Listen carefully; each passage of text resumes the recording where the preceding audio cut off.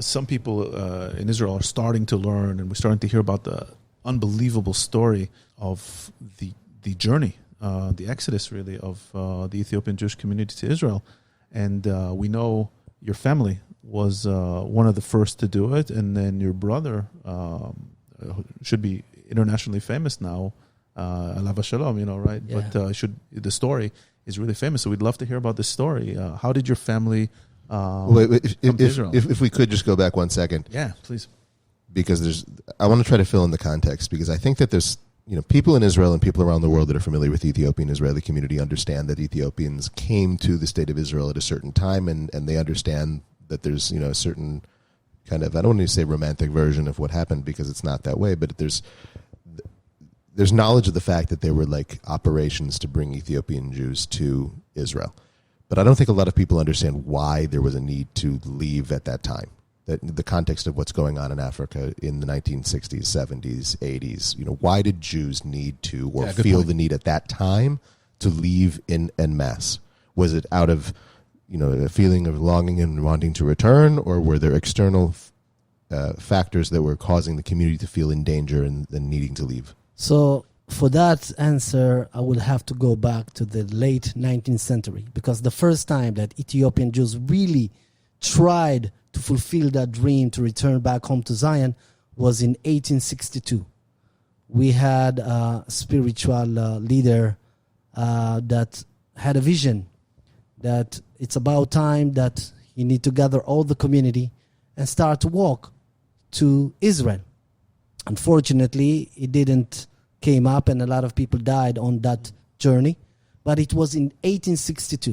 Wow. In 1862, just to remind the viewers, the great Herzl was only 2 years old. Right. So Zionism is in Ethiopian Jews even before Herzl. But was there anyone with a beard like Herzl? Well, the case was with a beard. Okay.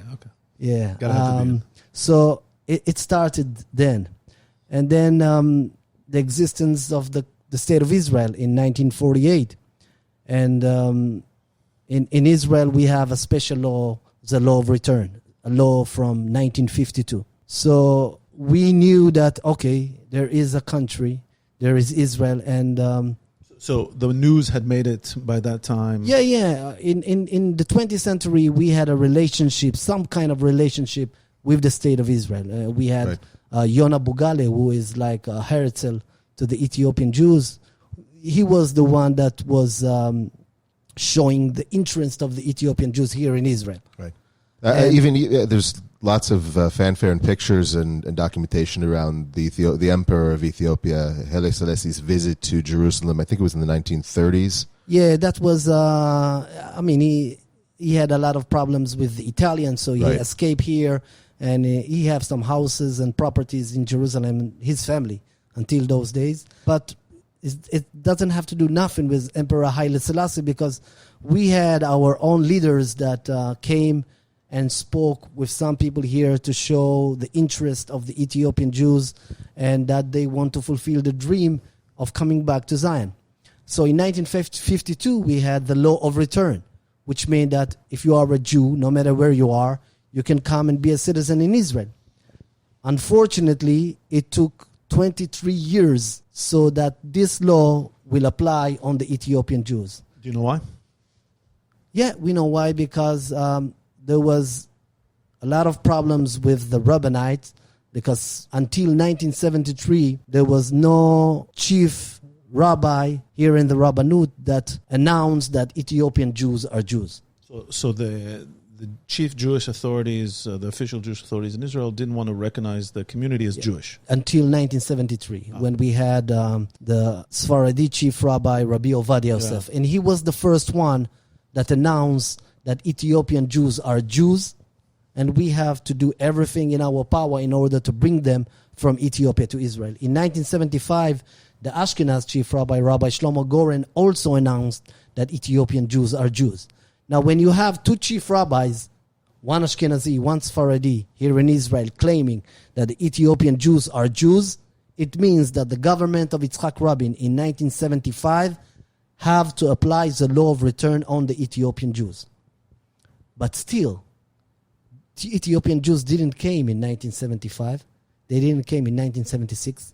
By the way, there was a decision in the UN in 1975 that compare Zionism to racism. Right. And when the Jewish community in America heard that, they started to push a lot of pressure on the Israeli government to bring the Ethiopian Jews. Because if the world is claiming that Zionism is racism, then we will bring our brothers and sisters from Ethiopia to Israel.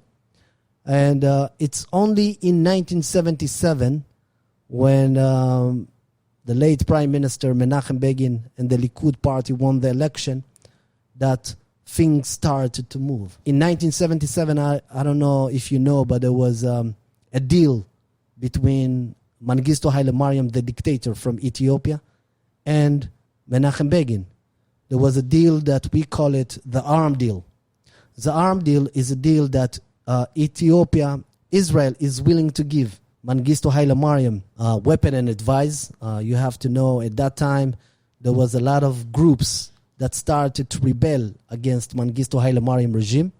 One of the groups is the TPLF, Tigray People Liberation Front, and Mengistu Haile Mariam found himself in trouble. Just like civil war, right? It started, it started. And then the government of Israel told him that they will give him weapon and advice, and in return, all he will have to do is to let some thousands of Ethiopian Jews to leave the country. Why wouldn't he have wanted to let people leave? I think that he believed that if he will give this community in Ethiopia to live, it will raise awareness of other communities in Ethiopia to ask to live as well, because everyone wanted to live. During the time of Mengistu Haile Mariam, life in Ethiopia was not easy. It was Ethiopia became a communist country. She followed after the Soviet Union, and he put the Red Terror in Ethiopia. And so life was not easy that time. Was life especially not easy for the Jewish community, or was it just bad for everyone? It was bad for everyone. Bad for everyone. So when this deal came out, he agreed, and the state of Israel started to send weapon and advice and Mossad agent. And when those Mossad agents came to Ethiopia, they came to a big country in Africa. They don't know the language. They don't speak the It's huge. I don't think we realize how big Ethiopia is. Very big. One of the biggest countries in Africa, for sure. It's what, like 150 million people, right? Well, today it's 120 million. It's insane. In the 70s, we had about 80 million. So when those Mossad agents came in 1977, they don't speak the language. They don't know exactly where are the Jews living. And one of the people that they were speaking with was my late brother, Ferede Aklum. My brother was a teacher. ORT, the organization, opened school for the Ethiopian Jews in the 60s to prepare them for the day that they will come to Israel. Interesting. So the Israeli government was aware and was even, or it is not exactly the government, but it's a kind of an Israeli institution, was already there and trying to connect and educate and prepare. They were providing help for the Ethiopian Jewish community in the second half of the 20th century. So my brother was a teacher in one of the schools of Ort. So he spoke Hebrew? Not a good Hebrew, but he spoke very well English. And this is how we communicate with the Mossad agent. And the Mossad people told him, listen, we want you to bring 120 Ethiopian Jews from the Gondar area. Now, in the 70s, by bus from Gondar to the capital city, Addis Ababa, we're speaking about 3 days. Wow. To organize them, to find them, to bring them. And he was the one that brought 120 Ethiopian Jews from Gondar to Addis Ababa. And from Addis Ababa in 1977, for the first time legally, Ethiopian Jews are arriving to Israel. On a plane? On a plane. And this is your family was involved in this? No, my family were not involved yet. We didn't came. Okay. My brother was the one that brought them. Was there? Because my family are in Tigray. He brought the Jews from the Gondar area because he was teaching there. So unfortunately, at that time, we had the foreign minister, Moshe Dayan. And this deal was a secret deal. And Moshe Dayan had a press conference in Geneva, and he spoke freely about this deal. He told the world that there is a deal, that there is a deal between Ethiopia and Israel. And when the dictator from Ethiopia heard about that, he canceled the deal. He asked all the Mossad agents to leave immediately, and he started to chase after all the Ethiopian Jews activists that took part in this deal. One of them is my brother. So my brother became a wanted man in his own country. Wow. So, and to be a wanted man in Ethiopia in the 70s, it means that if they will catch you, you're a dead man. So my brother didn't have any other option, and the only option he had was to escape to the closest country, Sudan. How old is he during this time? 30 years old. Does he have a family? You have a son and a wife. Okay. And Sudan. Sudan's also not a friendly country. Right? Not a friendly country. I wouldn't say you would go and say, I'm a Jewish man in Sudan. Right. But one thing about religion is that you can hide your identity as Jew. But the problem was the distance between Gondar to Sudan. We're speaking about more than 300 miles walking. 300 miles, about 500 kilometers. Something like that. And it's a desert area. So it's tough walking. It's very, very tough. Wow. Very, very tough. How long does such a journey take? To my brother, it took about a month to do it. And when he arrived to Sudan, he arrived to the capital city, Khartoum. And the only thing that he had on him that worth something was his wedding ring and a book with some addresses of some Mossad agent that he worked with a few months before in Ethiopia. He decided to sell the wedding ring. He went to he earned some Sudanese lira. And with the money that he earned, he went to the main post office in Khartoum, Sudan, and he sent letters to his contacts telling them, it's me, Ferede Aklum, I'm in Khartoum, Sudan, please send me a ticket. Now, I will not go into details of how this letter arrived finally to the table of the Prime Minister Menachem Begin. They decided, instead of sending him a ticket, to send him a young Mossad agent, Danny Limor, to save him from Sudan. And this is a guy, I mean, he's 30, he's probably healthy. Yeah. And it took him, how long did you say? A month. A month, okay. So through the desert, he's wanted by a dictatorship, right, a military dictatorship. So he's probably hiding, right? He's scared for his life, like every second of it in Sudan. So this is crazy. Is he going mostly at night? Is he like getting smuggled? Do you know? Like how he makes this journey? Yeah. So the family of his wife really helped him and took him from at the beginning in Ethiopia, hiding him from village to village, and then with some amount of money, they took a guy that will walk with him until the border of Sudan. You had to pay a lot of money. Smugglers. Smugglers that will, get you into Sudan. So it was very tough, very, very tough. But remember, it's only one person.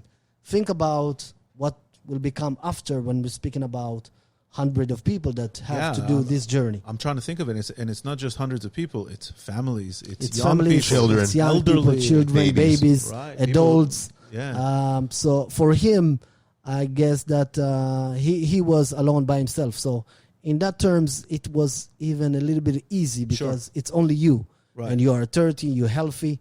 Even though it's tough, it's desert and you're really afraid of your life. So how long does it take for this Mossad agent to find him in Khartoum? It took him about maybe 3 days to find him in Khartoum. I will not go into details how he found him, but... classified stuff still? No, it's not. If it's a good story, you can share. Well, so this Mossad agent really walked through the neighborhood of refugees in Khartoum, Sudan. So are there a lot of Ethiopian refugees in Sudan? Sudan? Well, a lot of Ethiopians, not only Ethiopians, people from different countries in the area coming to find themselves a better future, work, and things like that. And so he was asking, and they had a picture of him, asking if they saw this guy. So one day, another guy told him, "What are you looking for?" So then he knew that this guy knows him. So he said, if you know him, tell him that I'm waiting for him in this hotel every evening from 6 to 8 p.m. And you should come visit me. I have a message for him from his family. And the next day, my brother came to the hotel. He didn't speak. He just sat down in the restaurant and reading a newspaper. And the other day, he came again. And he saw the white. There was not a lot of white people at that time in Sudan. He saw Daniel Moore, and he decided not to speak with him, so he went back to the street. And then Daniel Moore followed after him and told him, knock on his shoulder, and told him, "It's me. I'm the ticket you order." And, my brother was still afraid. He didn't know exactly if this is the guy. So he was afraid, and he didn't speak immediately. He wanted to ask some questions and things like that. But then he understood that this guy came to save him.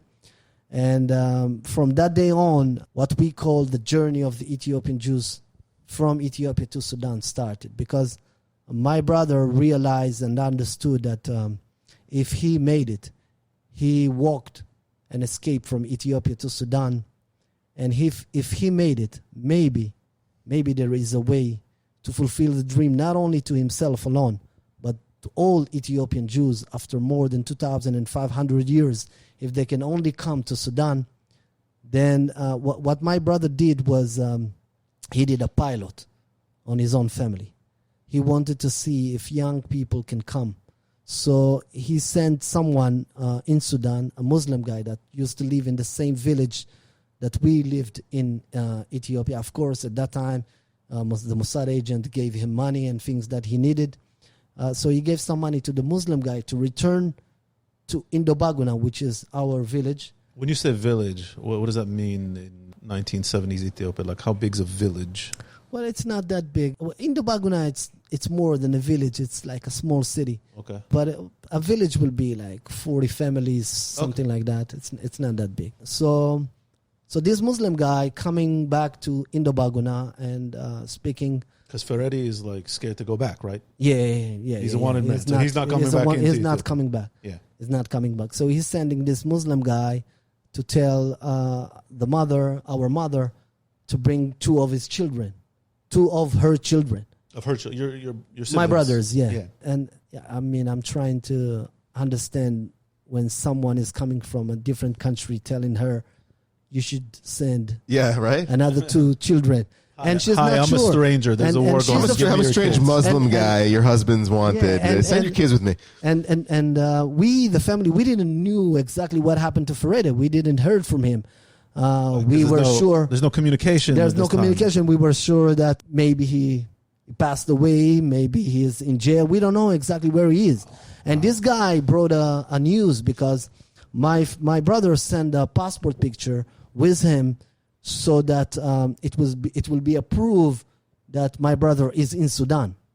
And when she saw that picture, she agreed to send another two children back with him to Sudan. And when this group arrived, because that was the pilot, when this group arrived to Sudan, my brother did a group picture of him and the other two to send back to our family as a proof that they made it, and now it's the time of the rest of the family to come. Wow. Talk about a leap of faith. I mean, can you imagine putting your kids with some stranger that you don't know and being like, all right, you're going to go for a walk. It's going to be 450 miles, but like through like some serious terrain, through some desert. You might get robbed, murdered, eaten, raped. Like, way to stay positive, dude. I'm just saying, like, that's it's insane. When I have to how old were your siblings, the ones that went? One was 12, another one was 16. The kids? Yeah, kids, young kids. Wow. Young kids.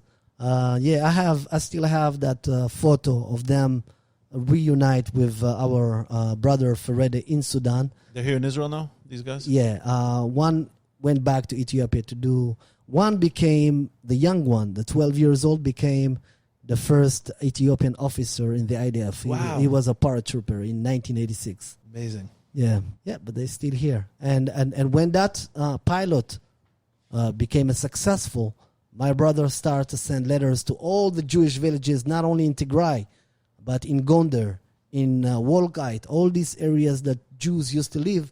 How many villages are we talking about? Wow, 100 of and everyone's villages. Like 40 families, 50 families. Yeah, right? yeah. And when that rumor started that there is a way to fulfill that dream, to be in Zion, thousands of Ethiopian Jews started this journey from 1979 until 1984 20,000 Ethiopian Jews left their villages, their properties, their life, going to the unknown, because no one promised them that in the end they will make it to Jerusalem. They just saw an opportunity. And when that opportunity came, 20,000. 20,000 from 1979 until 1984. And the Ethiopian government is forbidding people to leave? Of course. So this is all has to be completely legal. Illegal, of course. And there's soldiers, checkpoint. You had to pay a lot of money, and you had to really, as you mentioned before, walk at night so that people will not see you. It was not easy. And we're doing that with families, with adults, right, with babies. For example, I was 6 months old when my family started the journey. Now, think about adults in the age of 80, sure, 60, 70 that had to do a journey of more than 300 miles. In our village, we had an old man. He was 82 years old. So his family told him, listen, don't leave, stay here, you will not make it.